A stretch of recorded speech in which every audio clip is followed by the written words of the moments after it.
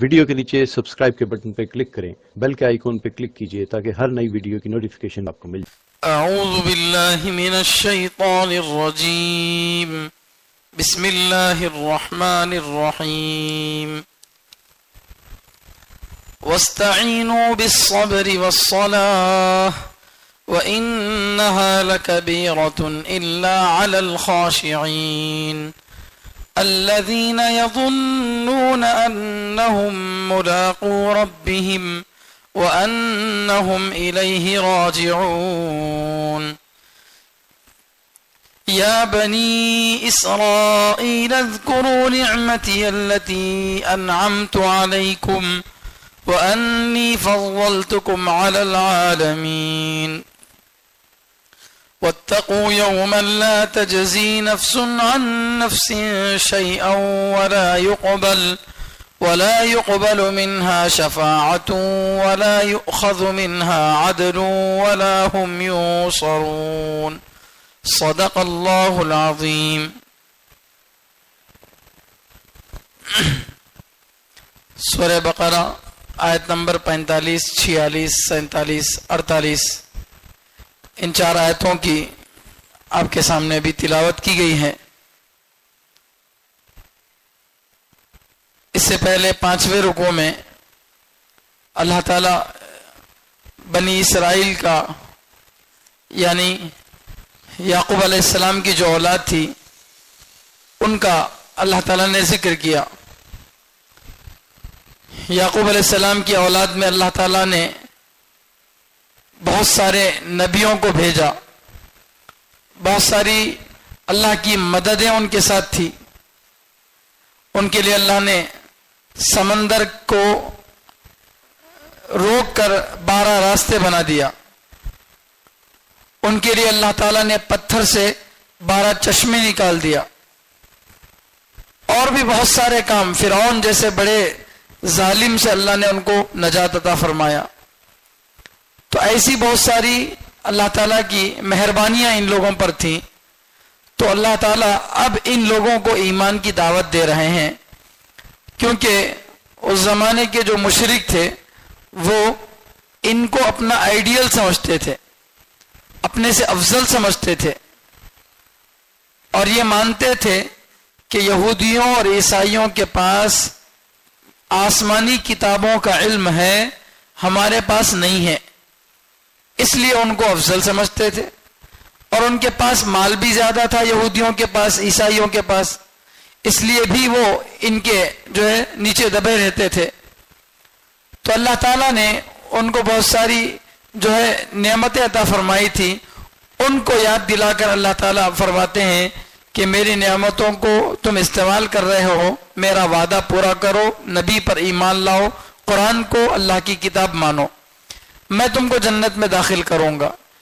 ایمان لائیں گے تو کون کیا بولیں گے ذرا برابر بھی کسی ملامت کرنے والے کے ملامت سے ڈرنے کی ضرورت نہیں ہے، ڈرنا صرف مجھ سے ہے۔ اور اسی طرح کچھ احکام اللہ نے بتائے۔ تم کو اسلام لانے سے جو پریشانی ہو رہی ہے وہ اس وجہ سے ہو رہی ہے کیونکہ تمہارے اندر، تمہارے دماغوں میں اپنے مرتبے کا گھمنڈ ہے، تم بہت بڑی افضل قوم ہو، تمہارے اندر اللہ نے ہزاروں نبیوں کو بھیجا ہے، اور تمہارے لیے اللہ تعالیٰ نے آسمان سے دستر اتارا، یہ سب اللہ تعالیٰ نے تمہارے ساتھ کیا ہے۔ تو اس وجہ سے یہ مرتبے، یہ عہدے دیکھ کر تم یہ سمجھے کہ یہ ہماری ذاتی خوبی ہے، اور اس عہدے کی وجہ سے تم اللہ کے نبی کے سامنے جھک نہیں رہے ہو، اللہ کی دوسری کتاب قرآن کے سامنے نہیں جھک رہے ہو، اس لیے عہدے کی، مرتبے کی محبت ختم کرو، مال کی محبت ختم کرو۔ اس کے لیے اللہ تعالیٰ نے حکم دیا نماز پڑھو اور زکوٰۃ دو۔ پھر ان کے کچھ علماء وہ تھے جو لوگ اگر ان سے مشورہ کرتے کہ کیا ہم نبی علیہ السلام پر ایمان لائیں، تو وہ لوگ کہتے بالکل ایمان لاؤ، سچے پیغمبر ہیں، لیکن خود ایمان نہیں لاتے تھے۔ یعنی رائے تو امانت داری کے ساتھ دیتے تھے، لیکن خود اپنی آخرت کی فکر نہیں ہوتی تھی۔ تو اس کو اللہ تعالیٰ نے فرمایا کیا تم کو سمجھ نہیں ہے، عقل نہیں ہے ایسا کرتے ہوئے؟ اس کا مطلب بتایا گیا تھا کہ یہاں اللہ یہ کہنا چاہ رہے ہیں کہ نصیحت کرنے والا عمل کرنے والا ہونا چاہیے. نصیحت کرنے والا عمل کرنے والا ہونا چاہیے، کیونکہ نصیحت کرنے والا اگر عمل کرنے والا ہوگا تو نصیحت کا اثر ہوگا.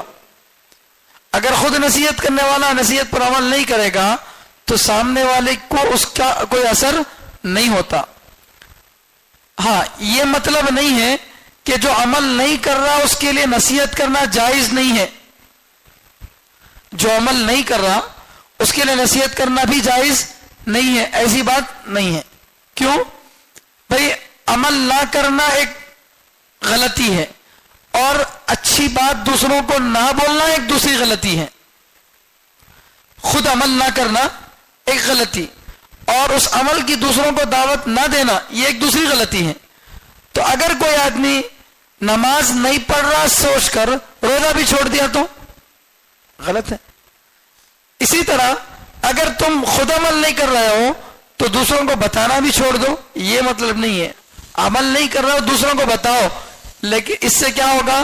بعض مرتبہ دوسروں کو بولنے کی وجہ سے اللہ ہمارے کو خود عمل کی توفیق دے دیتے ہیں. چنانچہ دعوت کے کام میں بھی لوگوں کو جو ہے بار بار نماز کی تاکید کرتے ہیں اور اچھے کاموں کی تاکید کرتے ہیں. اس سے تو دوسروں کو فائدہ بھی ہوگا، سب سے بڑا فائدہ ہم کو خود ہوگا. ہم اس لباس میں داڑھی ٹوپی کے ساتھ دوسروں کو جا کر نماز کی دعوت دے رہے ہیں، لیکن نماز کا وقت آیا تو ہم خود اپنی دکان میں بیٹھے ہوئے ہیں. تو وہ آدمی جس کو ہم نماز کی دعوت دیے انہیں دیکھا تو انہیں کیا بولتا؟ کیا جی مولوی صاحب گشت میں آگو تمہیں ہم نہ بولتے، خود ہی نماز نہیں پڑھتے، ایسا بولتی بول کے اس ڈر سے کیا ہوتا آدمی نماز کو آ جاتا. تو کم سے کم اس طریقے سے نماز کو تو آ جائے، بعد میں پھر انشاءاللہ اللہ اخلاص دے دیں گے، اللہ کے لیے آئے گا، لیکن عمل کرنے کا ایک جذبہ تو اس سے پیدا ہوگا. بہرحال یہ بات ہے. اب آگے اللہ تبارک و تعالی جو ہے فرماتے ہیں وَاسْتَعِينُوا بِالصَّبْرِ وَالصَّلَاةِ، تم صبر اور نماز کے ذریعے مدد حاصل کرو. صبر اور نماز کے ذریعے مدد حاصل کرو. کس چیز پر مدد حاصل کرنا ہے؟ ایمان لانے پر. یعنی تمہارے کو ایمان لانے کے لیے رکاوٹ ہے، تمہیں ایمان لانا چاہ رہے ہیں، ایمان لانا تمہارے سے نہیں ہو پا رہا. کیوں نہیں ہو پا رہا؟ کچھ رکاوٹ ہے. اس رکاوٹ کو دور کرنے کا علاج اللہ بتا رہے ہیں. تمہارے اندر مال کی محبت ہے، مال کی محبت ختم کرنے کے لیے صبر کرو. کیا تعلق ہے مال کی محبت کا صبر سے؟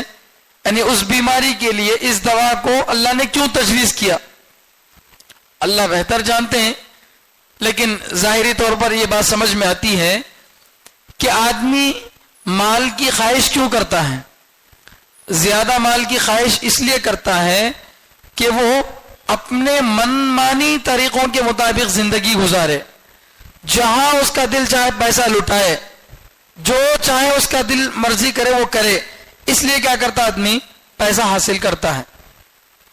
لیکن اگر ایمان کے طریقے پر آدمی پیسہ حاصل کرے گا تو ہو سکتا ہے تھوڑی آمدنی کم ہو جائے، تھوڑا پیسہ کم ہو جائے، تو گھبرانا نہیں ہے، ہمت نہیں ہارنا ہے، صبر سے رہنا ہے.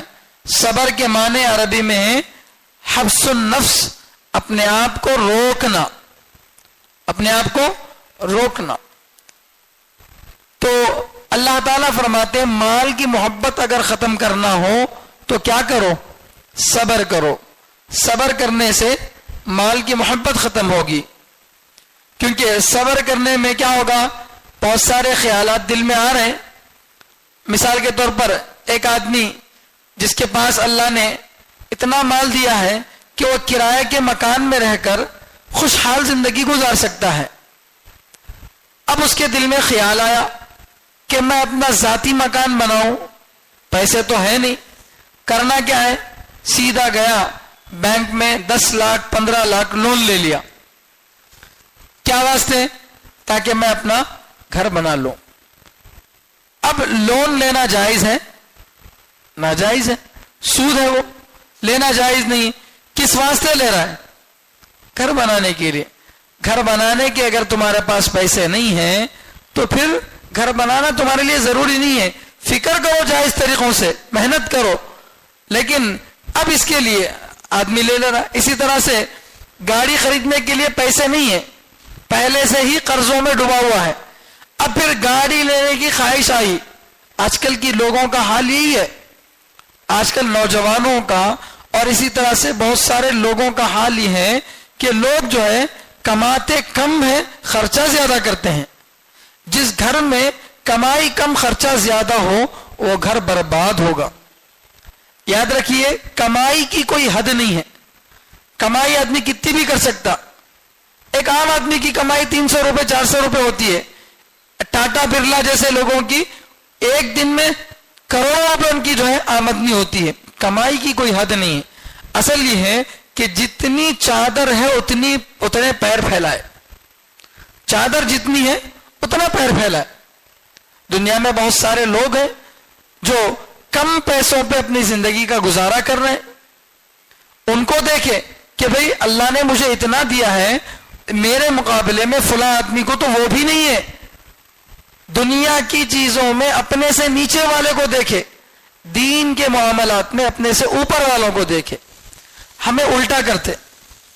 مثال کے طور پر ہمارا بھائی خاص گھر بنا لیا, کار لے لیا, اب میرے پاس اتنی طاقت نہیں ہے, اس کا بزنس بڑا ہے, انہیں لے لیا, ہمارے پاس نہیں ہے, تو اب ہم بھی جھوٹی شان جتانے کے لیے قرضے لے کر, لون لے کر, کسی کو ڈبو کر, دھوکہ دے کے کسی طرح سے ہم بھی کیا کرنا ہے, ہم کو بھی گھر بنانا ہے, کسی طرح سے ہم کو بھی کرنا ہے. کیوں؟ ہمارا ان کا سٹیٹس برابر رہنا, اسٹیٹس مینٹین کرنا ہے. اور عبادتوں کا حال کیا ہے؟ ایک چھوٹا بچہ بھی 5 وقت نماز پابندی سے پڑھ رہا ہے, لیکن 40 سال کی عمر ہو گئی, نمازیں پابندی سے پڑھنا نہیں آتا, نہ نماز کے سورے صحیح ہیں. تو یہ غلط ہے. دین کے معاملات میں اپنے سے اوپر والوں کو دیکھیں کہ بھئی میں تو صرف رمضان کے روزے رکھ رہا ہوں, فلاں بزرگ تو ہر ہفتہ ہر پیر اور جمعرات روزہ رکھتے ہیں, وہ ہر مہینے میں 3 نفلی روزے رکھتے ہیں, ان کے مقابلے میں تو میں کم ہی کر رہا ہوں. ایسا سوچے. دنیا کے معاملات میں نیچے والوں کو دیکھے کہ بھئی ایسی ایسی بستیاں بھی ہیں, ایسے ایسے علاقے بھی ہیں جہاں پر لوگوں کے لیے کھانے کے واسطے کچھ نہیں ہے.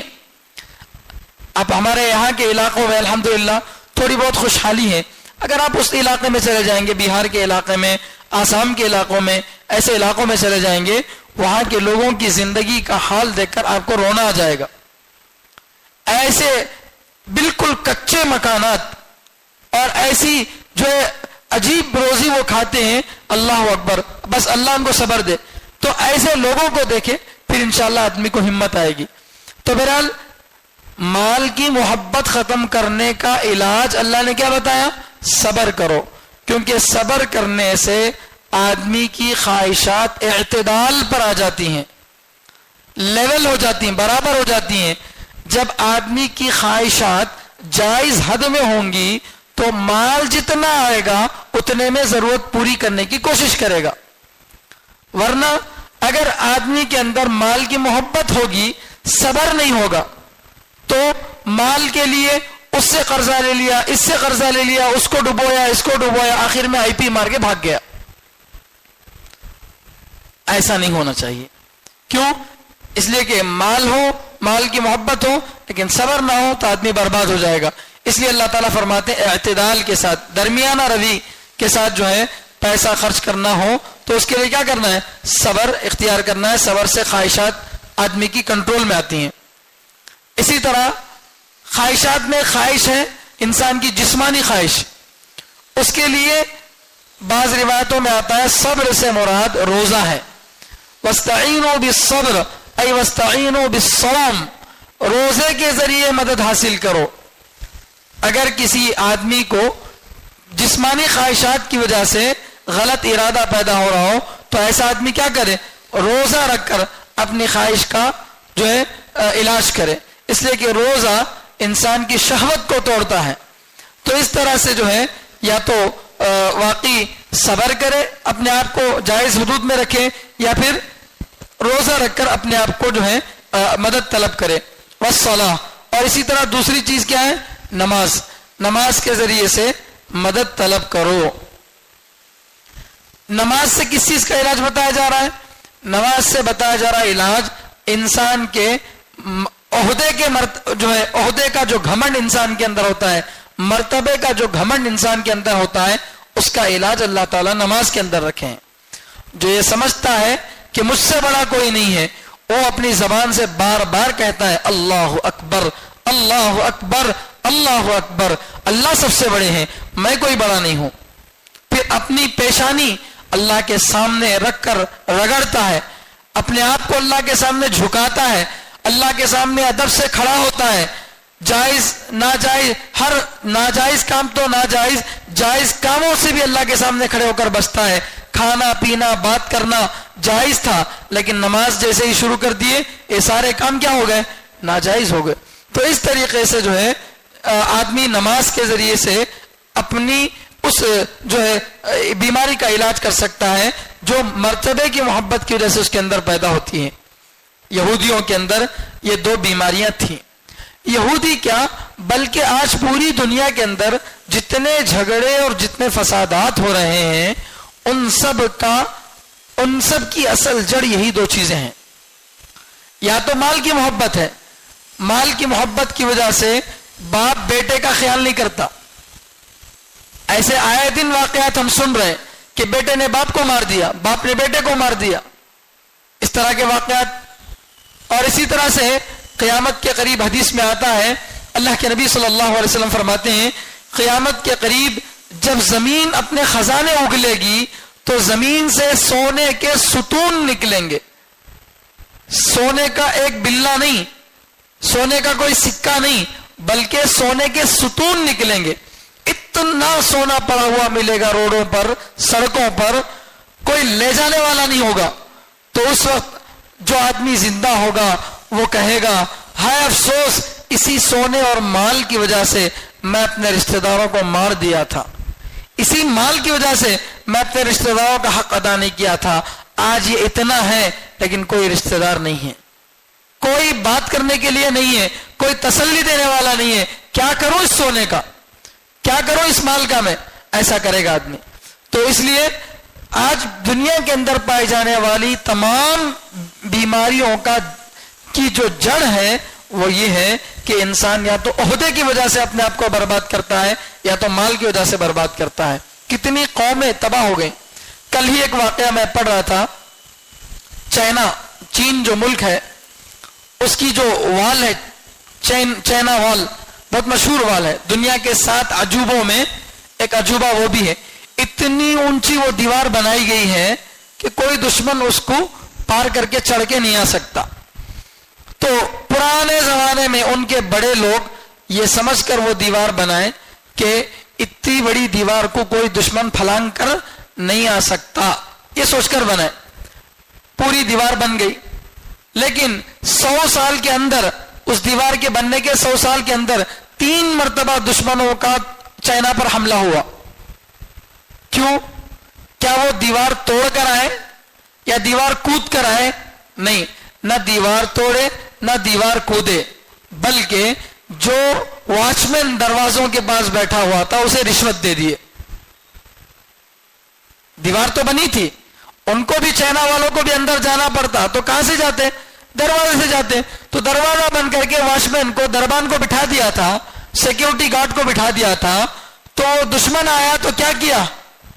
दीवार को फलांग लगाने की, उसे तोड़ने की फिक्र नहीं किया। जो वहां बैठा हुआ था उससे बोला यहां बैठे तो क्या मिलता तेरे को? रोज के 1000 रुपए, मैं एक दिन के लाख रुपए दूंगा, बोल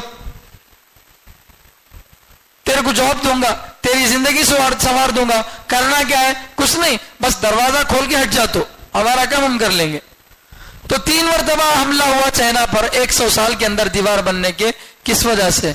क्योंकि वो बाज माल की जो मोहब्बत है, वो मामूली रकम, वो इंसान को क्या कर दी? तबाह बर्बाद कर दी।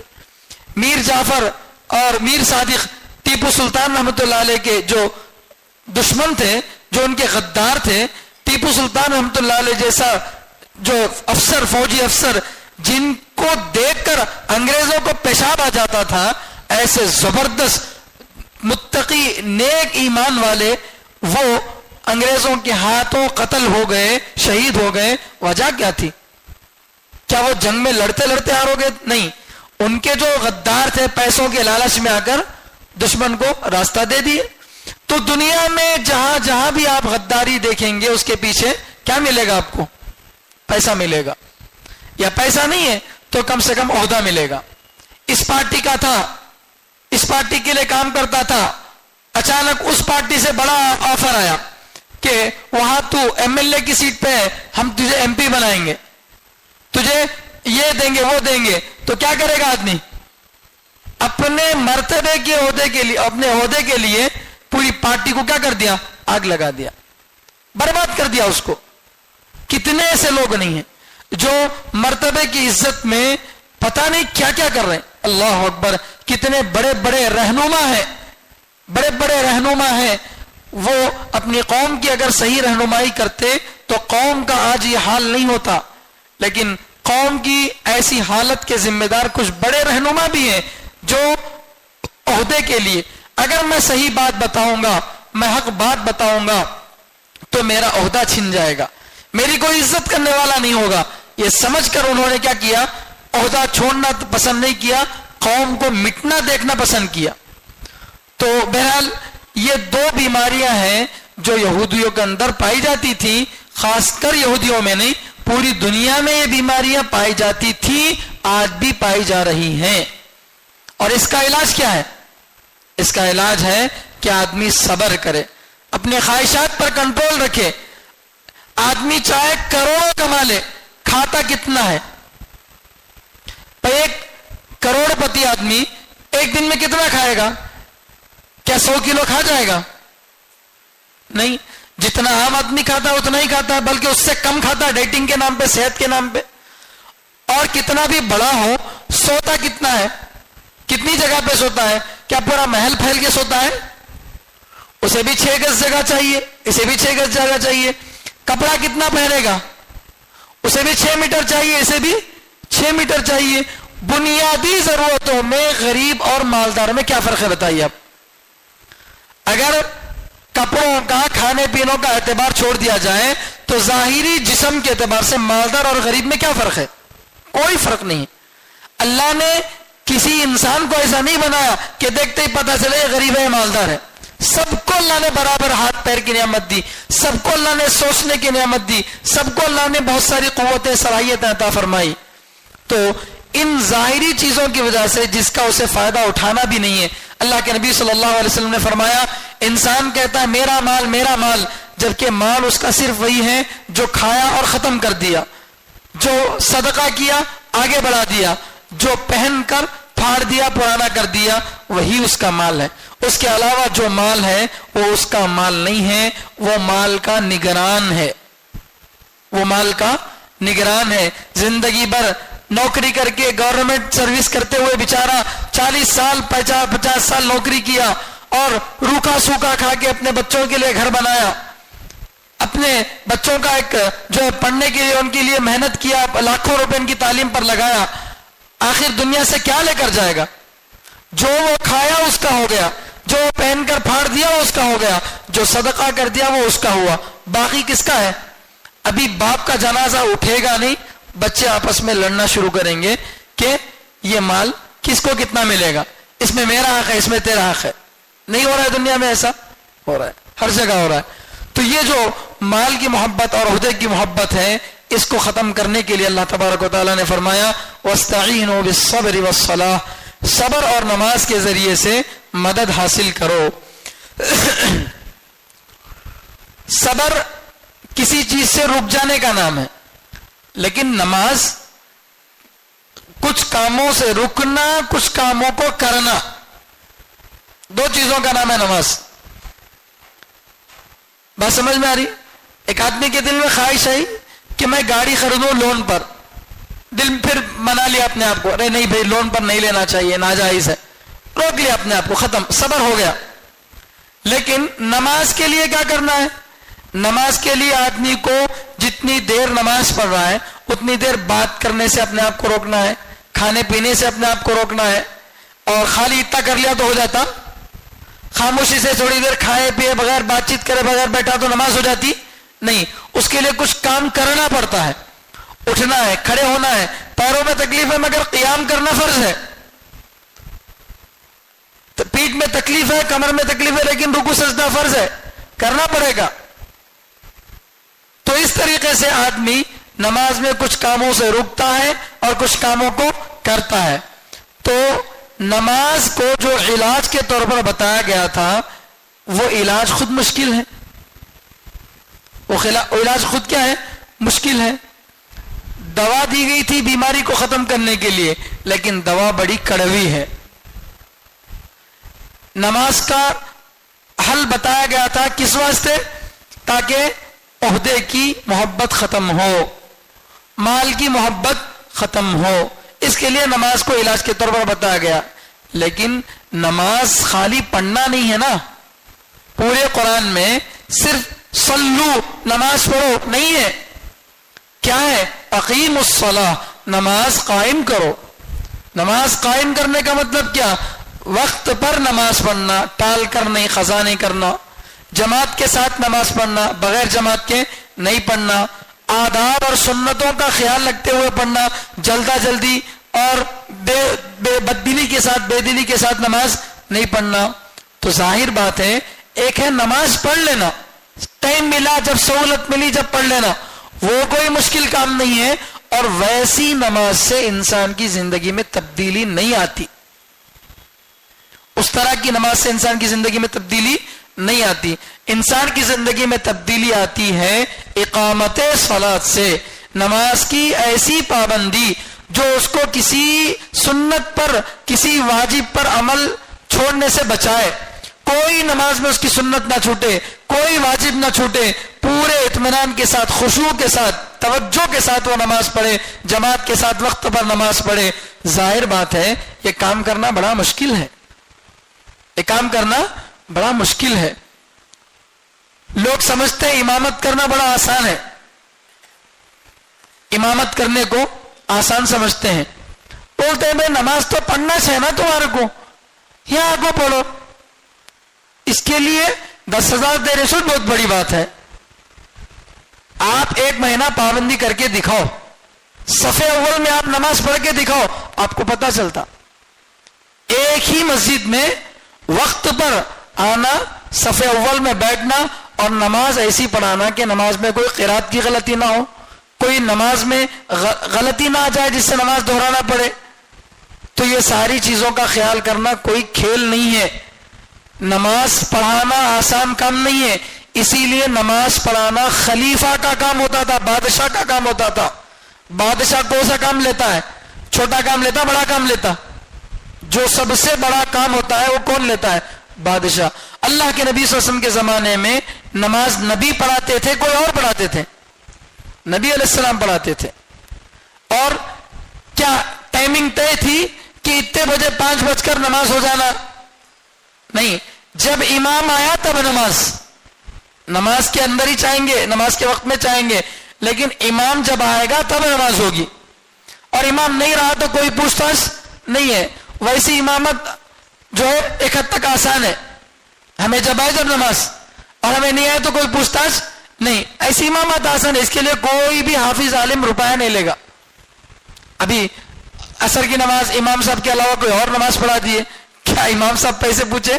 نہیں پوچھے، وہ آئے تھے کسی کام سے، نماز کا وقت ہوا، آگے بڑے نماز پڑھا لیے، وہ کوئی بڑا مسئلہ نہیں ہے۔ لیکن پابندی کے ساتھ، تکبیر اولیٰ کے اہتمام کے ساتھ وقت پر آ کر صحیح نماز پڑھانا یہ کوئی آسان کام نہیں ہے۔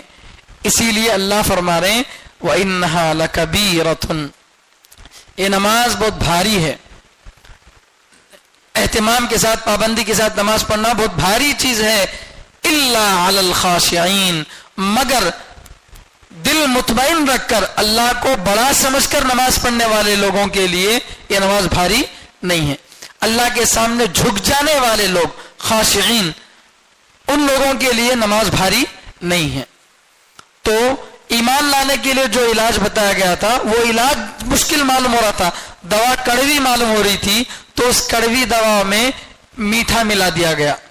اب دوا بھی مفید ہے اور پینا بھی کیا ہے؟ اس کا آسان ہے۔ نماز کو آسان بنانے کا طریقہ، 3 چیزیں اللہ تعالیٰ بتا رہے ہیں۔ نماز کو اگر آسان بنانا چاہ رہے ہیں تو کتنے کام ہیں؟ 3 کام ہیں۔ سب سے پہلی چیز،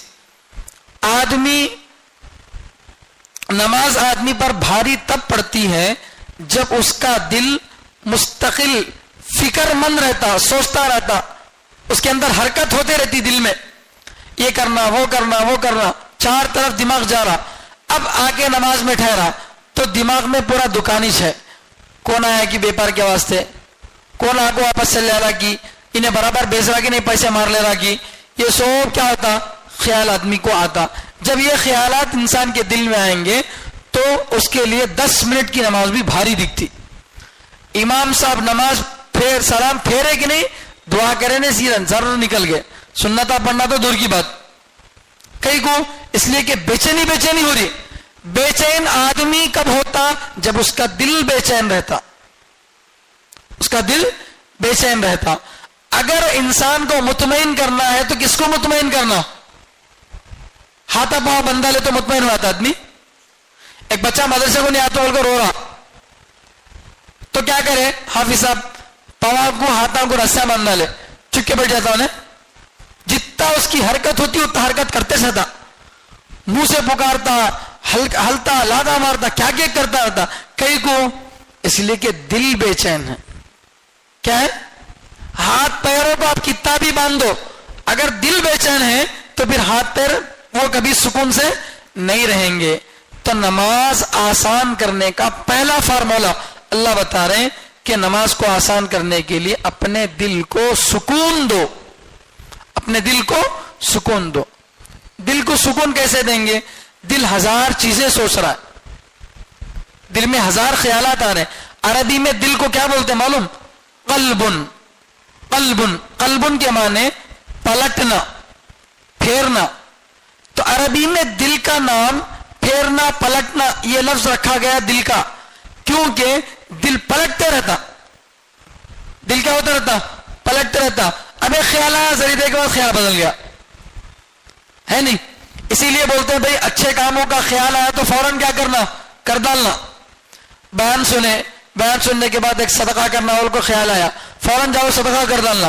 نہیں کہہ سکا جیب میں رکھ لے کو تھے، ہنڈے نکل دیں گے بولتا پھر دل. پھر اس کے بعد نہیں لوگ وہاں خرچہ کر ڈالیں گے تو کیا کرتا، دل پلٹاتے رہتا. تو دل کے اندر حرکت ہوتے رہتی. تو اسے سکون کرنے کے لیے اب پورے خیال نکال ڈالنا یہ آسان ہے نہیں ہے. دل کے اندر کے سارے خیالات کو نکال دینا یہ مشکل کام ہے، ہو نہیں سکتا. کیا کرنا، دل کو، دل کے اندر کے خیالات دل میں رہیں لیکن دل کا فوکس ایک طرف کر دینا، توجہ ایک طرف کر دے تو اپنے آپ دل مطمئن ہو جائے گا. مثال کے طور پر آدمی کھڑا ہے نماز میں تو کیا کہا گیا، بھئی اگر آپ قیام میں ہیں تو کس طرف دیکھو، سجدہ کرنے کی جگہ پہ دیکھو. رکوع میں گئے تو کہاں دیکھنا ہے، اپنے پیروں کی طرف دیکھو.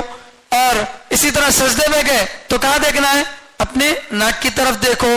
یہ کیوں کہا گیا، یہ اس لیے کہا گیا تاکہ آدمی کو ظاہری اعتبار سے سکون میں رہنے کی عادت پڑے، پریکٹس ہو اس کو. جب آدمی اپنے آپ کو سکون میں رکھے گا، اپنے خیالات کو اللہ کی طرف لگائے گا، یہ سوچے گا کہ میں اللہ کے سامنے کھڑا ہوں، میں اللہ کے سامنے کھڑا ہوں. تو پھر یہ تصور جتنا اس کا مضبوط ہوگا اس کی نماز میں سکون اتنا زیادہ آئے گا، اس کی نماز میں سکون اتنا زیادہ آئے گا. اگر ہمارا دوست سامنے کھڑا ہے تو ہمیں کیسا بات کرتے ہیں، بالکل بے فکر آرام سے ہلتے جلتے بات کرتے. استاد آگے ٹھہر گئے تو ایک دم سے کیا ہوتا، ہمارے بدن کی حرکت رک جاتی، بدل جاتی، کیفیت بدل جاتی. اگر پولیس آگے سامنے ٹھہر گیا تو اب آدمی کے دل میں گھبراہٹ، کیا کرا کہ میں، کیا بولتا کہ انہیں، کیا کرتا کہ. تو گھبراہٹ کی وجہ سے آدمی کی وہ ہاتھا پیرا کی حرکت کیا ہو جاتی، ختم ہو جاتی. ٹینشن آ جا کے آدمی وہ باڈی لینگویج اس کی چینج ہو جاتی. کیوں، اس لیے کہ اس کا پورا دماغ کس کی طرف چلا گیا، اب پولیس کی طرف سے. ارے انہیں آ گیا، ابھی نے کیا کی کرتا میرے کو بول کے. تو ایک مثال دے رہا ہوں میں، جیسے سامنے اگر شیر کھڑا ہو تو کھیلتے بیٹھتا آدمی نہیں. تو ایک کوئی چیز سامنے ہے اگر اس کا تصور آدمی کو ہو تو پھر اس کے خیالات ایک جگہ آ جاتے، مجتمع ہو جاتے، جم جاتے. اسی طرح جب آدمی نماز میں کھڑا ہو تو کس کے سامنے کھڑا ہے؟ اللہ کے سامنے کھڑا ہے. اللہ کے نبی صلی اللہ علیہ وسلم نے فرمایا نماز ایسی پڑھو جیسے کہ تم اللہ کو دیکھ رہے ہو یا اللہ تم کو دیکھ رہا ہے, یا تو تم اللہ کو دیکھ رہے ہو, یہ تصور ہو. اللہ کو ہمیں دیکھ رہے تو یہ تصور بہت اونچا ہے. اگر یہ آ سکتا ہے تو کرو.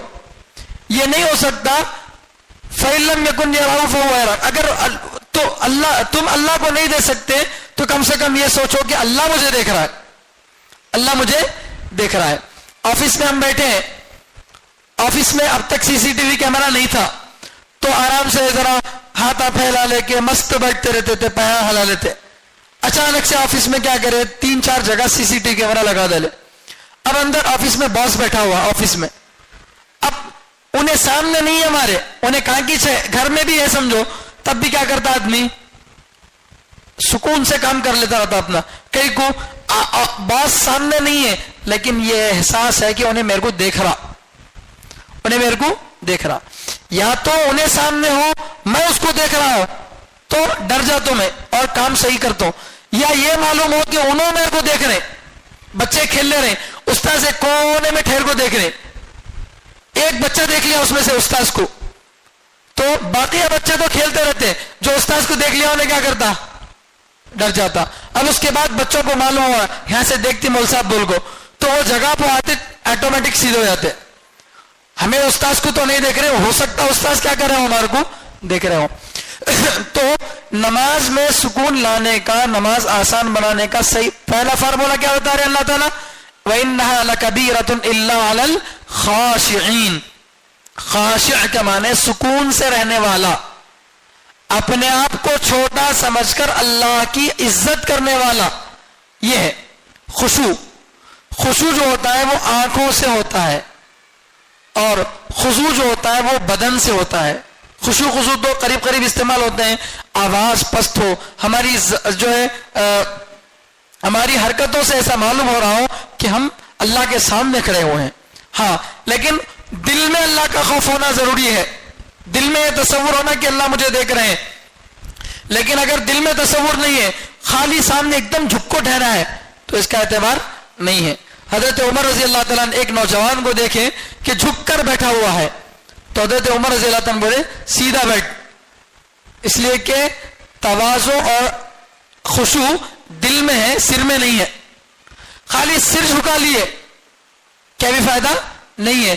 کیا جھکنا چاہیے؟ دل جھکنا چاہیے. آدمی کا دل جھک جائے تو آدمی خود بخود جھک جاتا, چاہے وہ سیدھا کھڑا ہو دل جھکا ہوا ہے, یہ مطلوب ہے. تو اللہ فرماتے ہیں کہ نماز کو آسان بنانے کے لیے دل کو مطمئن کرو. دل کو مطمئن کرنے کے لیے کیا کرنا ہے؟ اللہ کی طرف دھیان لگانا ہے, پریکٹس کرنا ہے. اسی لیے ایک آدمی جو ہے چلے میں جا کر آیا اور حضرت یوسف جی رحمۃ اللہ علیہ کے پاس آ کر کارگزاری پیش کیا, کیا میاں کیا سیکھے 40 دن میں؟ تو انہیں بولا الحمدللہ 6 نمبر سیکھ لیا. تو یوسف جی رحمۃ اللہ علیہ بولے اچھا ماشاءاللہ 6 نمبر سیکھ لیے 40 دن میں, میں تو ابھی پہلے نمبر کی پریکٹس کر رہا ہوں, ابھی میں اپنا ایمان بنانے کی کوشش کر رہا ہوں. تو اس کا مطلب کیا؟ نماز خالی وہ ظاہری پڑھ لینا مطلوب نہیں ہے, بلکہ نماز میں جان آئے, روح آئے. اسی لیے بعض علماء فرماتے ہیں خشوع کے ساتھ اللہ کی طرف توجہ دیے بغیر نماز پڑھا تو نماز نہیں ہوتی. حضرت معاذ ابن جبل رضی اللہ تعالیٰ جو صحابی ہیں, ان کا کہنا ہے کہ اگر خشوع کے ساتھ نماز نہیں پڑھا, دھیان نماز میں ادھر ادھر تھا, نماز ہی نہیں ہو, نماز دہرانا پڑتا. سفیان ثوری رحمۃ اللہ علیہ بھی یہی فرماتے ہیں نماز نہیں ہوئی نماز دہراؤ. بعض لوگ تو یہ بولتے ہیں اللہ اکبر, نماز میں کھڑے ہو کر دھیان ادھر ادھر چل گیا اسے قتل کر دو, کیونکہ جو اللہ کے سامنے کھڑے ہو کر بھی اس کو اللہ کی طرف دھیان نہیں گیا تو اب آخر اللہ سے ڈریں گا کب انہیں؟ تو بہرحال بولنے والے علماء بہت بڑی بڑی باتیں بولے, ہمیں اتنا نہیں تو کم سے کم ظاہری اعتبار سے اپنے آپ کو کیا کرنا. اب یہ جو سنت ہے نا, اطمینان سے کھڑا ہونا, سیدھے کھڑے ہونا, یہ خشوع پیدا کرنے کے طریقے ہیں, خشوع پیدا کرنے کے طریقے ہیں. ہم قیام میں کیسے ٹھہرے ہوں, ہاتھ کیسے باندھیں, ہماری نظر کہاں ہو, یہ سب چیزیں اگر سنت طریقے کے مطابق ہم سیکھ لیں گے تو پھر انشاءاللہ کیا ہو جائے گا, نماز میں ہمارے خشوع آ جائے گا, سکون آ جائے گا. ایک سوال, مولانا میں کتنا بھی کوشش کر لیا نماز میں دھیان نہیں لگ رہا, توجہ نہیں جا رہی, اللہ اکبر بول کے رکعت باندھتے یہ دکان کا خیال وہ دکان کا خیال کیا کی کہتا جا رہا. تو ایسی نماز پڑھنے سے نہیں پڑھنا بہتر ہے بھائی, بلکہ نماز چھوڑ ڈالا. ایک آدمی تھا, کہتے امام صاحب نماز میں 3 رکعتیں پڑھا دیے. اب مقتدیوں میں امام صاحب میں اختلاف ہو گیا. امام صاحب بول رہے نہیں میں 4 پڑھایا بول کے, مقتدیاں بول رہے نہیں 3 پڑھائے بول کے. تو ایک آدمی بہت پکے یقین سے بولا نہیں 3 رکعتیں چھوئے سو بول کو. اب نہ بولے اتنا یقین سے کیسا بول رہی, سب جنے میں اختلاف ہے نا. بولے تو میں 4 رکعتیں میں 4 دکانوں کا حساب کر لیتا ہوں. آج 3 دکانوں کا جس حساب ہوا ہے, چوتھی دکان کا حساب نہیں ہوا. 4 رکعتوں میں 4 دکانوں کا حساب کر لیتا تھا میں, فلاں دکان کیسا چل رہی ہے, دکان کیا ہے, یہ دکان میں اس میں کیا, موٹا موٹا سوچ دیتا تھا اس کے بارے میں. آج چوتھی دکان کے بارے میں سوچنے کا موقع ملا نہیں. اس کا مطلب کتنی رکعتیں ہوئی, 30 رکعتیں ہوئی. تو ایسا اگر ہوتا ہے آپ کے ساتھ میرے ساتھ تو کیا نماز چھوڑ دیں؟ نہیں, یہ شیطان کا دھوکہ ہے. دیکھو خشوع حاصل کرنا چاہیے, اس کے لیے مسلسل کوشش کرنا چاہیے. اللہ تعالیٰ کیا بولے, اہدنا الصراط المستقیم, اے اللہ ہم کو سیدھا راستہ دکھا. تو کیا میں غلط راستے پہ ہی سیدھا راستہ مانگنے گے راستے اللہ کو؟ سورہ فاتحہ میں کیا بول رہے ہیں, سیدھا راستہ دکھا اللہ بول رہے ہیں. ایک کافر بولا تو سمجھ میں آتا, چل بے ایمان لا لے تیرا سیدھا راستہ ہے بول کو. ایمان والا نماز پڑھتے ہوئے کیا بول رہا, اے اللہ مجھے سیدھا راستہ دکھا بول رہا. تو سیدھے راستے پہ ہے بول کے ایمان بھی لایا نماز بھی پڑھ رہا, پھر ابھی کہیں کا سیدھا راستہ ہو. تو سیدھے راستے کی کوئی دی اینڈ نہیں ہے, اس کی کوئی انتہا نہیں ہے. جتنا اللہ سے لو لگاتا جائے گا وہ صراط مستقیم میں ترقی کرتا جائے گا, اس کا اتنا اللہ سے تعلق بڑھتا جائے گا. کیا بول رہے ہیں اللہ تعالیٰ سورہ علق کے اندر, اقرأ بسم ربک الذی خلق. اس کی آخر کی آیت سجدے والی آیت ہے, اس لیے میں نہیں پڑھ رہا ہوں. سجدہ کرو اور قریب ہو جاؤ. اللہ کیا بول رہے ہیں, سجدہ کرو اور قریب ہو جاؤ. یعنی جو سجدہ کرتا رہے گا اللہ کے قریب ہوتا رہے گا.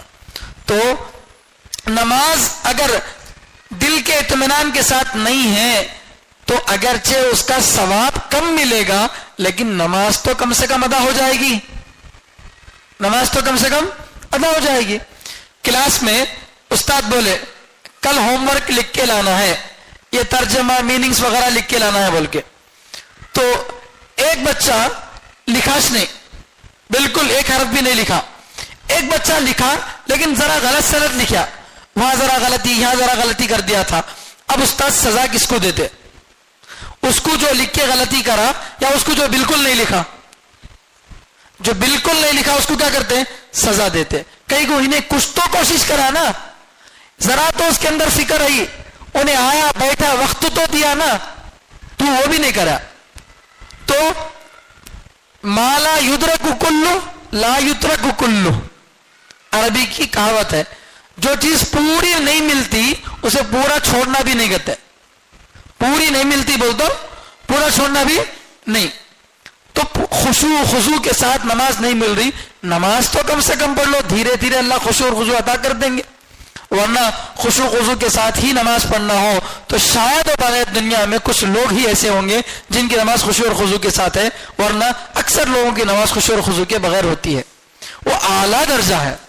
تو خضوع کا ایک ظاہری درجہ کیا, ابتدائی درجہ کیا ہے, سنت طریقے کے مطابق نماز ادا کرے. قیام, رکوع, سجدہ کیسے کرنا, اس میں کیا کرنا, اسی طریقے سے ایک دم مرغا ڈھونگ مارے سکا نہیں, بلکہ اطمینان کے ساتھ سارے عمل کرے. یہ خشوع کا ابتدائی درجہ ہے. اس میں دھیرے دھیرے آپ ترقی کریں گے انشاءاللہ, ایک دن اللہ تعالیٰ بڑے مقام پر پہنچائیں گے. تو نماز آسان بنانے کا پہلا طریقہ کیا, دل کو مطمئن کر کے یہ سمجھے کہ میں اللہ کے سامنے کھڑا ہوں, اللہ بڑے ہیں, میں کچھ نہیں ہوں. یہ تصور لائیں. یہ تصور جب آپ کے دل میں آئے گا تو آپ کا دل مطمئن ہوگا, اور جب دل مطمئن ہوگا تو ہاتھ پیر مطمئن ہو جائیں گے. جب ہاتھ پیر مطمئن ہو جائیں گے تو وہاں کام میں مزہ آئے گا, وہاں سے بھاگنے کو دل نہیں کرے گا, وہاں سے بھاگنے کو دل نہیں کرے گا. کرکٹ دیکھ رہا آدمی, 2.5 گھنٹے 4 گھنٹے کرکٹ چل رہا, پیشاب آ رہا تو بھی روک کو بیٹھتا ہے نہیں, پانی کی پیاس لگی تو بھی بیچ میں وہ کیا تو بھی دیا تو جاتا, نہیں تو نہیں. کہیں کو دل لگ گیا, دل لگ گیا تو ہاتھ پیر خود بخود دل کے تابع ہو جاتے, دل لگا ہوا نہیں ہے. اب اس کے سامنے بٹھا لیتے, کیا تو بھی رے بھائی بور مار رہا ہے بولتا, تو دل مطمئن ہے تو اعضاء مطمئن ہو جائیں گے اور اس کے تابع ہو جائیں گے. اس لیے نماز کو اگر آسان بنانا ہو تو پہلا فارمولا کیا ہے, دل کو مطمئن رکھو, اس کی پریکٹس کرنا پڑتا ہے.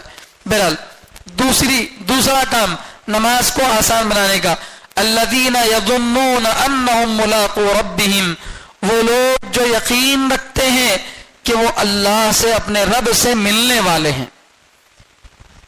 جو لوگ یقین رکھتے ہیں کہ وہ اپنے رب سے ملنے والے ہیں.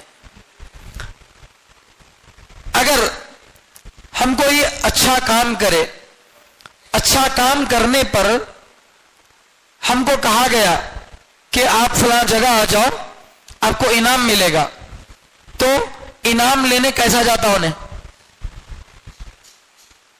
ایک وہ جانا بولنے کی, جیسے بچہ سال بھر محنت کرا, سال کے آخر میں اس کو سالانہ جلسے میں انعامات دے رہے, کتابیں دے رہے, استعمال کی چیزیں دے رہی, تو انہیں سال بھر اپنی محنت کو معمولی اور ہیچ سمجھتا. کئی کو محنت کرے تو کتابیں ملتی, محنت کرے تو میرے کو سب کے سامنے گفٹ ملتا, اور گفٹ کا تصور یہ محنت کو آسان بنا ڈالتا. ایک اور آسان مثال, آدمی گونڈا کام کر رہا, صبح سے شام تک دھوپ میں وزن چیزیں اٹھا رہا, اپنے آپ کو جھونکے میں ڈال کے خطرے میں ڈال کے اوپر چڑھ رہا, تکلیف اٹھا رہا, کیا واسطے ہے, شام ہوئی تو 800 روپے 700 روپے ملتی بول کے. وہ پیسوں کا جب خیال آتا ہے میری بیوی بچوں کا کیا ہوگا اگر میں بغیر پیسے کے گیا, تو مہینے کے آخر میں تنخواہ ملتی, سوچ کر پورا مہینہ اٹھنا, وقت پر بھاگنا, کام کرنا آسان ہو جاتا. کیوں, اس لیے کہ وہ 1 منٹ جو تنخواہ ملتی اس کو, وہ تنخواہ کا 1 منٹ یاد کر لیتا انہیں, دیکھ وہ نہیں ملا تو تیرا گھر کا کیا حال ہوتا, تیرا کیا حال ہوتا, اس واسطے اٹھ کو کر لے بول کو. تو وہ تصور جب آدمی کو آتا ہے تو انسان کے لیے کیا ہوتا, مہینہ بھر محنت کرنا آسان ہو جاتا ہے. تو اللہ فرماتے ہیں اگر تم یہ سمجھو, یہ یقین رکھو کہ تم کو مرنے کے بعد کس کے پاس جانا ہے, اللہ کے پاس جانا ہے, تو اللہ اکبر, اللہ نماز کا بدلہ کیسے دیں گے, اپنی شان کے مطابق دیں گے. تو اللہ سے کوئی معمولی بدلے کی امید تو نہیں رکھتے. جب بہت بڑا انعام اگر کسی کو ملنے والا ہو تو اس کے پاس جاتے ہوئے آدمی کیسا جاتا ہے, کیا سوچتا ہے. اگر کسی کو یہ کہہ دے کہ بھئی آپ اگر امتحان میں اتنے نمبر لا لیے تو آپ کو پرائم منسٹر بلا کر گولڈ میڈل دیں گا, ایسا بول دیے, تو محنت کرنا اس کے لیے کیا ہوتا, آسان ہو جاتا. کیوں, اتنے بڑے آدمی سے اور اتنی قیمتی چیز میں لے کر آنے کا ہے, اس وجہ سے یہ ساری محنت اس کے لیے آسان ہو جاتا. تو دوسرا فارمولا کیا بتایا اللہ, کہ نماز آسان بنانا ہو تو یہ دماغ میں رکھو کہ مجھے اس نماز سے تھوڑا میرا بزنس ذرا ڈسٹرب ہو رہا, میرے کو ذرا دل پہ تکلیف پڑ رہی, تھوڑا میری راحت میں خلل پڑ رہا, نیند چھوڑ کو اٹھنا پڑ رہا, لیکن اس کا بدلہ کیا ملتا, سوچو. اللہ اکبر, اللہ اپنا دیدار نصیب کرائیں گے, اللہ جنت دیں گے, اللہ فلاں کریں گے فلاں کریں گے. یہ سب چیزیں سوچتے آدمی کیا ہوتا, اٹھ جاتا ہے نہیں. تیسری چیز وَأَنَّهُمْ إِلَيْهِ رَاجِعُونَ, اور یہ یقین رکھتے ہیں کہ اللہ کی طرف لوٹنے والے ہیں, اللہ کی طرف لوٹنے والے ہیں. اس کا مطلب یہ ہے کہ جو یہ یقین رکھتا ہے کہ اللہ کی طرف لوٹنا ہے تو پھر اللہ تعالیٰ کیا کریں گے, اعمال کا حساب پوچھیں گے, اعمال کا حساب پوچھیں گے. تو اعمال کے حساب کا ڈر رہتا نہیں. ایک تو آدمی کام کر لیا اور اس کام کی پوچھ تاچھ ہوتی بولے تو وہ خوف نہیں, تو اللہ تعالیٰ کے پاس راجعون لوٹ کر جانے والے ہیں, تو اللہ کیا کریں گے, اعمال کا حساب کتاب پوچھیں گے. اللہ کے سامنے کھڑے ہو کر حساب کتاب دینا آسان کام ہے نہیں. حضرت عائشہ رضی اللہ تعالی اللہ کے نبی صلی اللہ علیہ وسلم فرماتے ہیں من نوقش عذب او کما قال علیہ السلام, کہ جو حساب کتاب میں اس سے بحث کی گئی تو انہیں گیا کام سے. اللہ تعالیٰ قرآن میں فرما رہے نا کہ حسابا یسیرا, اللہ حساب کیا کریں گے؟ آسان بنا دیں گے. تو حساب آسان بنا دیں گے. اس پر حضرت عائشہ رضی اللہ تعالیٰ پوچھے تو جواب دیے کہ وہ حساب نہیں ہوگا. وہ حساب نہیں ہوگا. ایمان والا آدمی زندگی پر اللہ کے احکام پر زندگی گزارتا گیا اور نیک کاموں کے اوپر ہی اس کی موت ہوئی تو اللہ تعالیٰ کیا کریں گے؟ ادرامیہ کیا قصہ تیرا؟ ہاں ٹھیک ہے چلو. تو وہ پار کرنے کے لیے رہے گا. وہ صرف فارملٹیز کے واسطے اللہ تعالیٰ کیا کرتے اس کو وہاں سے پار کرنے کے لیے حساب لے لیتے. ورنہ پکڑ کرنے کی نیت سے اگر اللہ تعالیٰ پوچھیں گے کوئی نہیں بچ سکتا. پکڑ کرنے کی نیت سے اللہ تعالیٰ حساب کتاب لے تو کوئی نہیں بچ سکتا. کیوں؟ کون ہے دنیا میں جو غلط کام نہیں کرا ہو؟ ہر آدمی سے غلط کام ہوا ہے. میری اور آپ کی کیا اوقات ہے؟ انبیاء کرام بھی کل قیامت میں ڈرتے نہیں ڈرتے اللہ تعالیٰ سے. ساری امت جائیں گی سفارش کے لیے آدم علیہ السلام کے پاس تو آدم علیہ السلام بولتے ہیں اللہ تعالیٰ درخت کا پھل کھانے سے منع کیا تھا, میں کھا لیا, پتہ نہیں اللہ میرے ساتھ کیا کریں گے. ہر نبی اپنے بارے میں سوچتے رہیں گے نفسی نفسی, میرا کیا ہوگا بول کے. اللہ تعالیٰ شفاعت کبریٰ نبی علیہ الصلوۃ والسلام کو عطا فرمائیں گے. اللہ کے نبی صلی اللہ علیہ وسلم عرش کے پاس جا کر روئیں گے, گڑ گڑائیں گے, اتنا زیادہ اللہ کے سامنے گڑ گڑائیں گے. اللہ کو رحم آئے گا اور اللہ کے نبی صلی اللہ علیہ وسلم سے کہیں گے اے محمد سر اٹھاؤ, مانگو کیا مانگنا ہے, پوچھو کیا پوچھنا ہے. تو پھر اللہ کے نبی صلی اللہ علیہ وسلم سفارش کریں گے, پھر جا کر سفارش کا دروازہ کھلے گا. ورنہ تو اللہ کے جلال کے سامنے کون حساب دے سکتا ہے؟ کوئی نہیں دے سکتا. تو اگر یہ دل میں خیال ہو کہ اب میں نماز نہیں پڑھوں گا تو اللہ تعالیٰ بولیں گے ادرامیہ 15 سال کی عمر میں تو بالغ ہوا, 60 سال کی عمر میں تو مرا, 40 پر 5 سال کی روز کے اعتبار سے 5 نمازاں, اب اس کو ضرب کر کے اتنے نمازاں تو پڑھنا تھا, اتنے نہیں پڑھانا, تو کئی کو نہیں پڑھا, ایک نماز بھی اگر نہیں پڑھا, ایک سجدہ بھی اگر نہیں کرا, اس پر اللہ پکڑ کرنا چاہے کر سکتے نہیں کر سکتے؟ اللہ کو ہم بول سکتے کہ ہمارے کو چھوڑ دو, یہ کر سکتی ہو؟ نہیں, اللہ جو چاہے کر سکتے ہیں, اللہ کے اختیار میں ہم ہیں. ایک انسان جو ہے مسجد کو بنانے کے لیے اینٹا منگایا, 1 لاری اینٹا ہے, تو 1 لاری اینٹا میں کچھ اینٹا ممبر کے واسطے استعمال ہوئے, محراب کے واسطے استعمال ہوئے, کچھ اینٹا استنجا خانے کے لیے استعمال ہوئے. اسی لاری کے اینٹا ذرا پیشاب خانے کو استعمال ہوئے, ذرا ممبر میں استعمال ہوئے. اب اینٹ کو اگر زبان مل جائے اور وہ کہے کہ میں کیا غلطی کری تھی, میرے کو ممبر کے لیے نہیں سر کا کیا کرے, پیشاب خانے کو رکھے, تو میری مرضی, میرا مال میری مرضی, میں جو چاہے کر سکتا ہوں. تو ہم سب کس کے ہیں؟ اللہ کے ہیں. اللہ ہمارے ساتھ جو چاہے کر سکتا ہے. یہ الگ بات ہے, اللہ کی ذات سے یہی امید ہے کہ اللہ نیک بندوں کے ساتھ اچھا سلوک کریں گے, غلط بندوں کے ساتھ اللہ پکڑ کریں گے, ہی اللہ کی ذات سے امید ہے. لیکن اللہ پر کچھ واجب نہیں ہے, اللہ پر کچھ واجب نہیں ہے. ہم کون ہو سکتے ہیں جو اللہ پر واجب کریں؟ ہم کون ہو سکتے ہیں جو اللہ کو کہیں کہ آپ یہ کرنا سوچ؟ کون واجب کر سکتا اللہ پر؟ نہیں. تو اس لیے یہ تصور اگر آدمی کے دل میں ہوگا کہ مجھے اللہ کی طرف ایک دن لوٹ کر جانا ہے اور اللہ حساب لیں گے میرا, تو حساب کے ڈر سے آدمی کیا کرے گا؟ اچھے اعمال کرنے کی فکر کرے گا. تو یہ 3 چیزیں ہیں, یہ آسان نمونہ بتائی گئی ہیں جس پر عمل کرنے سے جو ہے ہمارا کام آسان ہوتا ہے. آگے بنی اسرائیل کا واقعہ اللہ تعالیٰ بتا رہے ہیں, یا بنی اسرائیل, یہ واقعی آیت اس سے پہلے بھی آئی ہے, آدھی آیت وہی ہے, دوبارہ یہاں پر لوٹائی جا رہی ہے. پھر سے اللہ تبارک و تعالیٰ یہاں ان کا ذکر کر رہے ہیں, یہودیوں کا, قوم بنی اسرائیل کا اللہ تعالیٰ یہاں پر ذکر کر رہے ہیں, اس لیے کہ یہاں سے تقریباً پارہ ختم ہونے تک انہی کے واقعات ہے. شروع میں تو تمہیدی طور پر ان پر اللہ تعالیٰ کی نعمتوں کو یاد دلایا گیا, اور پھر اس کے بعد آگے اللہ تعالیٰ جو ہے ان پر نافرمانی کی وجہ سے کیا کیا عذابات آئے, اللہ تعالیٰ کی طرف سے کیا کیا ان پر ہوا, یہ سب تفصیلات اللہ تعالیٰ یہاں سے بیان کر رہے ہیں. تو اللہ فرما رہے ہیں یا بنی اسرائیل, اے اسرائیل کی اولاد, اے یعقوب علیہ السلام کی اولاد, اذکروا نعمتی, میری نعمتوں کو یاد کرو, میری نعمت کو یاد کرو, التی انعمت علیکم, جو میں نے تم پر کیا ہے, میری نعمت جو میں نے تم پر کیا ہے اس کو یاد کرو. تو جو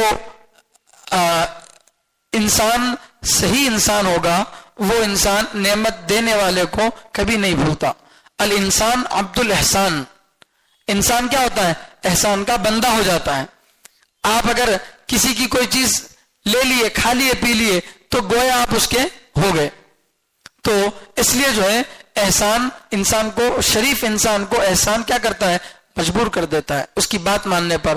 تو وہی بات ہے, تم میرا کھائے ہو, زندگی بھر میری نعمتوں سے فائدہ اٹھائے ہو, اور تمہارے باپ دادا یعقوب علیہ السلام وہ اللہ کے بندے بن کر تھے. اسرائیل کا معنی ہی اللہ کا بندہ, تو یہ اللہ کے بندے بن کر تھے, تو تم انہی کی اولاد میں سے ہو, انہی کو اپنے آپ کو جو ہے وارث مانتے ہو, اس لیے تم بھی وہی کام کرو جو تمہارے بڑے لوگ کر کے گئے ہیں. تو اللہ تعالیٰ فرما رہے, یا بنی اسرائیل, اے اسرائیل کی اولاد, اے یعقوب علیہ السلام کی اولاد, اذکروا نعمتی التی انعمت علیکم, میری ان نعمتوں کو یاد کرو جو میں نے تم پر کیا, وانی فضلتکم علی العالمین, اور اس بات کو یاد کرو کہ میں نے تم کو فضیلت دی, بزرگی دی جہانوں پر, میں نے تم کو فضیلت دی جہانوں پر, دنیا پر میں نے تم کو فضیلت دی.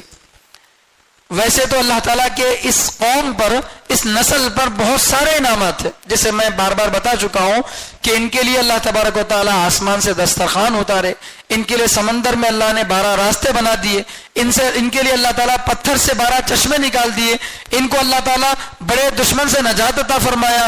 بہت کچھ اللہ تعالیٰ کی نعمتیں ان کے ساتھ تھیں, لیکن ایک بڑی نعمت اللہ تعالیٰ فرماتے ہیں کہ میں نے تم کو فضیلت دی سارے جہانوں پر, جہاں والوں پر. اب یہاں عالمین کا مطلب کیا, سارے جہانوں پر, یعنی اللہ کے علاوہ ساری چیزوں پر ان کو فضیلت دی گئی, یہ نہیں ہے, بلکہ اپنے زمانے کے لوگوں پر ان کو کیا کی گئی تھی. تفسیر جلالین کے اندر یہاں لکھا ہوا ہے اہلی زمان ہی, اپنے زمانے کے لوگوں پر ان کو کیا دی گئی تھی, فضیلت دی گئی تھی. تو بنی اسرائیل کو اللہ تعالیٰ فضیلت دیے, بزرگی دیے, ان کو بڑا مقام دیے. وہ بڑا مقام کیا تھا, ان میں اللہ تعالیٰ نے 4000 سے زیادہ نبیوں کو بھیجا, 4000 سے زیادہ نبیوں کو بھیجا. اگر کسی گھر میں 4 حافظ ہوں تو وہ گھرانہ کتنا بڑا مانا جاتا, ارے بھائی ماشاءاللہ حافظوں کا گھرانہ ہے بول کے, شہر میں پورا وہ گھرانہ مشہور ہو جاتا, ارے فلاں گھرانہ جن کے خالی بچے حافظ ہیں بول کے. تو خالی حافظ بنے تو گھر میں اتنی عزت ہوتی, جس خاندان میں, جس نسل میں 4000 سے زیادہ نبی آئے ہوں, اس کو کتنی بڑی فضیلت اللہ تعالیٰ دیے ہیں. تو فضیلت اللہ تعالیٰ یاد دلا رہے ہیں. دیکھو فضیلت کسی کو بھی جو دیتے ہیں, کام کو دیکھ کر فضیلت دیتے نہیں. آپ کام اچھا کر رہے ہیں تو آپ کو عہدہ ملتا, فضیلت ملتی. کام اگر چھوڑ دیے تو فضیلت رہتی نہیں رہتی.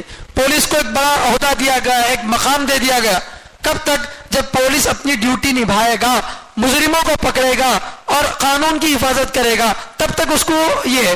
اگر وہی قانون کا چور بن جائے, وہ چوروں کی حفاظت کرنے والا بن جائے, تو اب اس کا اسٹار اور اس کا جو عہدہ تھا وہ اس کا باقی نہیں رہتا, اسے نکال دیا جاتا.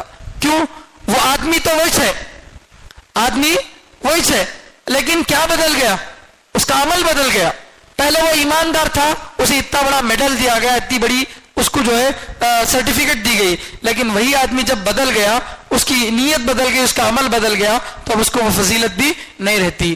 تو ان کو جو فضیلت دی گئی تھی وہ ان کے نیک اعمال کی وجہ سے, ان کے بزرگوں کے نیک اعمال کی وجہ سے دی گئی تھی.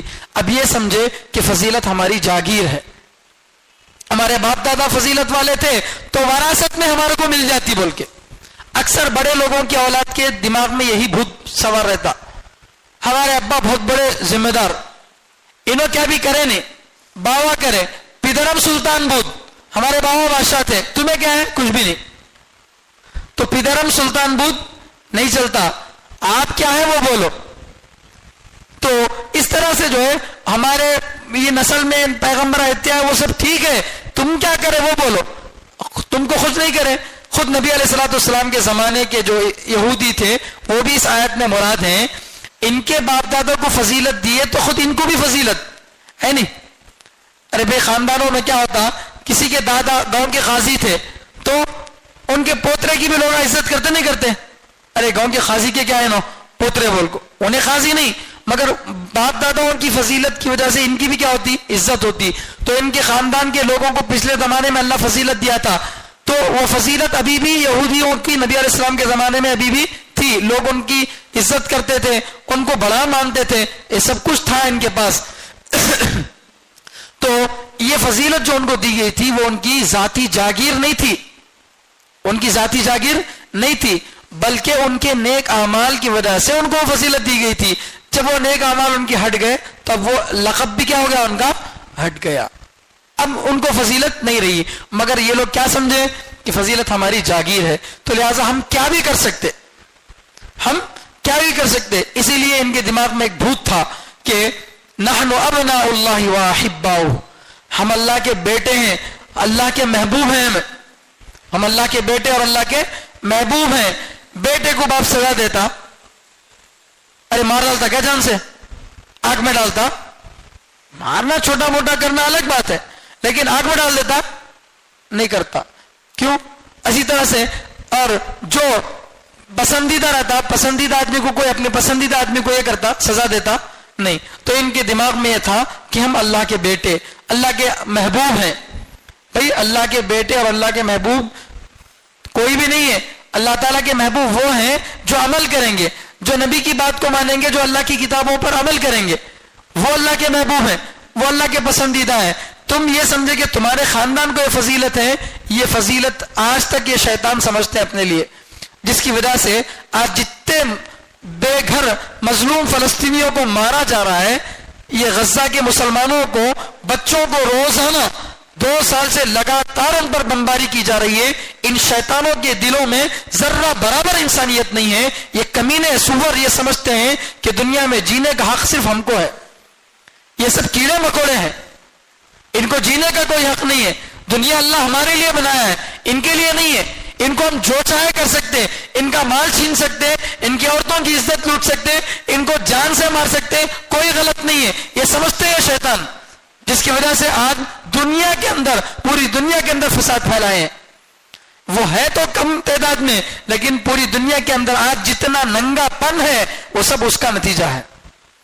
آج لڑکی برقع پہننے میں عار محسوس کر رہی ہے اور اسکرٹ پہننے میں اپنی فخر محسوس کر رہی ہے، کیوں؟ نام تو فاطمہ اور عائشہ ہی ہے، کلچر بدل دیا، ذہن بدل دیا، اسے جا کر کفر کی دعوت نہیں دی، اس کے کلچر کو بدل دیا، اس کے گھرانے کے ماحول کو بدل دیا، جس کی وجہ سے اب ان کے من کے مطابق سب خود تو با پردہ نہیں ہوئے، سب کو بے پردہ کر دیے، خود تو با ایمان نہیں بن سکے، سب کو بے ایمان کر دیے۔ تو اس طرح سے پوری دنیا کے اندر آج یہ کمینے شیطان جو فساد پھیلا رہے ہیں وہ اسی نشے میں پھیلا رہے ہیں، جبکہ ان کو فضیلت ایک وقت میں اللہ نے دی تھی، بعد میں فضیلت ان کی باقی نہیں رہی، اور فضیلت سب لوگوں پر نہیں تھی، ان کے زمانے کے لوگوں پر تھی۔ مان لو اگر سارے لوگوں پر بھی ان کو فضیلت تھی، تب بھی کسی ایک اعتبار سے فضیلت، ایک اعتبار سے فضیلت ہے، باقی اعتبار سے نہیں۔ دنیا میں جتنے نسل، جتنے خاندان آئے ہیں، ان میں اس خاندان میں اللہ تعالیٰ زیادہ نبی بھیجے، اس کے علاوہ کسی میں نہیں بھیجے، اس اعتبار سے ان کو فضیلت ہے، باقی اعتبار سے فضیلت نہیں ہے۔ مثال کے طور پر امتحان میں 7 پرچے ہیں، 7 کتابیں ہیں، 7 کتابوں میں ہر کتاب کے 100 نمبر ہیں، پورے 700 نمبر لایا تو آدمی کو 100 کو 100 ملتے۔ ایک بچہ وہ ہے جس کو ایک کتاب میں 100 کو 100 ملا، ایک کتاب میں 100 کو 100 ملا، بقیہ کتاب میں 50 60 70 ایسا ملا، ٹھیک ہے۔ اور ایک بچہ وہ ہے جس کو ہر کتاب میں 90 میں ملے، تو فرسٹ کون آتا کلاس میں؟ جسے 90 ملے انہیں فرسٹ آتا، کیونکہ زیادہ نمبر اس کو ملے ہیں۔ تو مجموعی اعتبار سے بڑی فضیلت اس کو ہے، لیکن جزوی فضیلت اس کو ہے کہ جس سبجیکٹ میں اسے 90 آیا اس سبجیکٹ میں سے 100 آیا، تو ایک سبجیکٹ کے اعتبار سے اس کو فضیلت ہے، ورنہ کلاس میں فرسٹ انہیں نہیں ہے۔ ایسے ہی بنی اسرائیل یا تو اپنے زمانے کے لوگوں پر فضیلت رکھتے تھے، یا اگر ساری دنیا کے لوگوں پر فضیلت رکھتے تھے تو صرف اس ایک اعتبار سے، سارے اعتبار سے نہیں۔ یہ جو ہے کچھ باتیں ہیں، آگے اور جو ہے ان کے بارے میں اللہ تعالیٰ جو ہے باتیں بتا رہے ہیں، انشاءاللہ اگلے جمعہ میں یہ باتیں بتائی جائیں گی۔ اللہ تعالیٰ سے دعا ہے کہ اللہ تعالیٰ ہم سب کو جو ہے نماز خشوع و خضوع کے ساتھ پڑھنے کی توفیق عطا فرمائے، ہمارے نمازوں کے اندر اللہ تعالیٰ جان پیدا کرے، روح والی نماز پڑھنے کی اللہ تعالیٰ ہم سب کو توفیق عطا فرمائے۔ سبحان اللہ وبحمدہ، سبحانک اللہم وبحمدک، ونشہد ان لا الہ الا انت ونستغفرک ونتوب الیک۔